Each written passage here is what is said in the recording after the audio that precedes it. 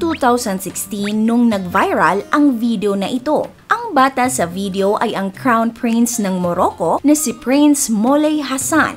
Makikita na mabilis na iniiwas ng prinsipe ang kanyang kamay sa nais humalik dito. Noong lumaki na ang prinsipe ay ganun pa rin ang kanyang ginagawa. Biglang hinihila ang kamay kaya marami sa kanila ang sariling kamay na lamang ang nahahalikan. Minsan ay may mga nakakalusot pa rin naman kaya nasasabi ng mga tao na tila ba pinipili yata ng prinsipe ang mga taong pinapayagan niyang makahalik sa kanyang kamay. May mga nagsasabi na siya ay mayabang, spoiled brat at batang diktador. Ayon sa kanilang tradisyon, ang paghalik sa kamay ay isang paraan ng pagpapakita ng pagmamahal at respeto. Pero para sa iba, ang pag-iwas ng prinsipeng mahalikan ang kanyang kamay ng mga nakakatanda sa kanya ay pagpapakita rin ng respeto. Ito ay nagpapahiwatig ng kababaang loob. Para mo na ring sinabi na hindi ako karapat-dapat para halikan ang aking kamay. Hindi ako Diyos upang sambahin at halikan ang kamay. Kaya marami rin ang humanga sa pagiging mapagkumbaba ng prinsipe at patuloy niya pa ring pinaninindigan ang hindi pagpapahalik ng kanyang kamay bilang pagbibigay respeto sa mga nakakatanda kahit pa isa kang maharlika.